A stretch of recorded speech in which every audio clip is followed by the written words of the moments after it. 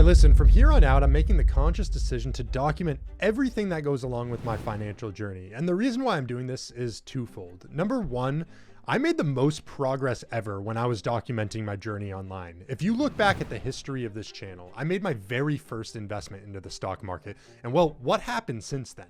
I was able to amass, well over $100,000, leverage that into my first real estate property, did a complete gut renovation down to the studs, built it all back up, and now I have an income generating asset in my portfolio for the rest of my life. On top of that, got an investment income and portfolio now valued well over 50 grand. And this is just sort of phase one in the journey. Now, what I realized in the past 2 years as I stopped posting and documenting as much as I was before, I was making nowhere near as much progress as I had been. And so now I'm making that decision to jump back in, and I want to share this journey along with everybody else, because the second reason why I'm doing this is because honestly, if I can do it, I truly believe that you can too. Anybody out there is just like me. I'm no different. I think the one thing that sets me aside is my mindset in knowing that, I can get to that next level, and I'm ultra determined. But at the same time, if you just, rewire your brain slightly to think along the same things, you can get there too. So I think first I want to talk about what's actually led me to this point, because I feel like it's most important that if you want to get to financial freedom, you actually have to have a motivating factor behind it. And realistically, what this all stems from was two situations that occurred early on in my life. And I think that this probably applies to most people watching this, looking at things like death rates and divorce rates. But for me, it was number one, my parents getting divorced at a young age. What this impacted me with was I feel like I started to understand the value of money when I was in elementary school and middle school.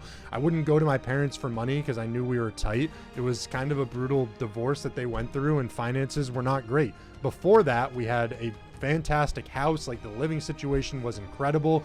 And it kind of gave me a taste of this life that I want to be able to live and provide for my kids when I do have children. And it was all kind of taken away very abruptly. And I'm not saying that from there on out, I had the worst life ever. It was just I had this taste of what greatness was, what this lifestyle was that I really want to live. And then it was knocked down a couple pegs. And so I kind of understood more about the value of money from that young age. Now, the second thing was, as I mentioned, death. My father passed away when I was just 15 years old. And what this did for me was it put a lot of perspective in my mind. You see, what it came down to was when I do have a family and I have, a wife, I'm married, I want to be there for the family. I want to be there for my kids.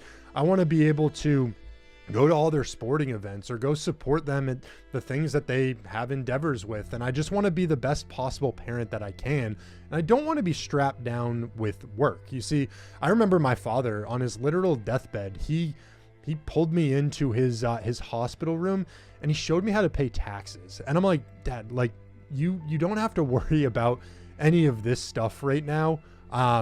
We're kind of in a dire situation, but none of that ever really clicked for him. And I feel like with that struggle to come to terms with where he was at in life and how he wasn't going to make it through the phase that he was in. He had brain cancer at the time. It was, really, really late stage. He had already gone through several operations. Missed out on a bunch of those conversations that I think that we should have and could have had at the time, purely because he just, one, didn't want to admit defeat. And I don't fault him for any of this stuff. It just has made such an impact on me as I've wanted to work towards my financial freedom level. So if I recap a timeline of all of these influential events in my life, I just want to give you a quick breakdown of it. So my parents got divorced. I don't even remember the real time frame around it. I kind of blocked out a lot of stuff from that time period. My dad passed away in 2012. I threw myself into, work when I was in high school. I oftentimes had 2 jobs, and then I was having a full schedule with sports. I was a big lacrosse and basketball player. In 2015, I graduated high school and I decided that it'd be wise to continue my studying, and I went off to college. I went to business school. I thought business applied to the most things when I would graduate from college.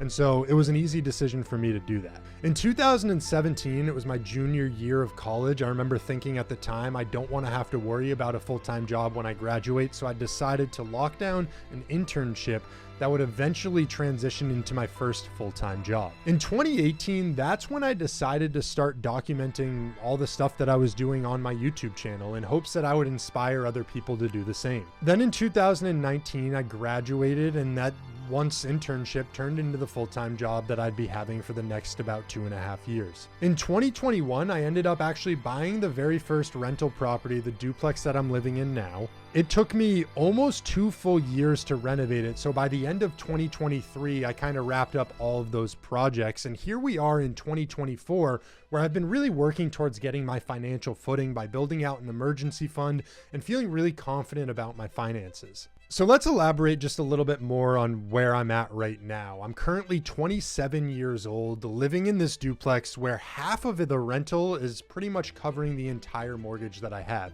So nearly all of my living expenses are covered through this avenue, which is just super exciting for wealth building in the future. I actually recently left a high-paying 9-to-5 job to start working for another YouTuber and building out their channel. I did take a pay cut in order to do so, but feel confident about my finances with the rental income that I have incoming, and then what I plan that's going to be projected from building out future businesses. And that's the other thing. I have all of these inspirations of either buying or starting new businesses, and I want to be able to document that entire journey here on the channel as well. Now, I think the thing for me that might separate me from some other people is just that I'm very understanding. I feel like I'm relatable to a lot of the people watching this. I understand the struggles, the hardships that we all have gone through. I've gone through them as well. I will say that I'm no expert when it comes to finances, investment, money, but I am learning, and I'm trying to share everything that I'm learning openly. So what do we have going for us here? Well, I think if you're watching this video, you're probably very similar to me. You want to hit that next level.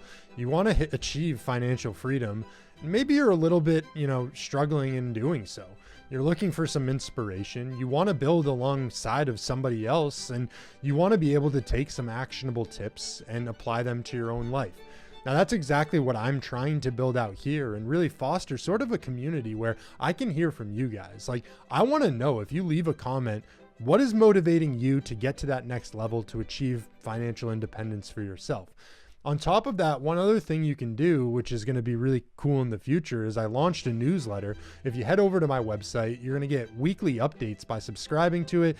We're going to learn, actionable tips that I talk about, what I'm doing on a week-to-week basis, from the investments that I'm buying to the projects that I'm planning to how I'm setting goals and all these different things along the way. What I'm planning to do here in the future is show a blueprint, something that I'm actively working towards as well.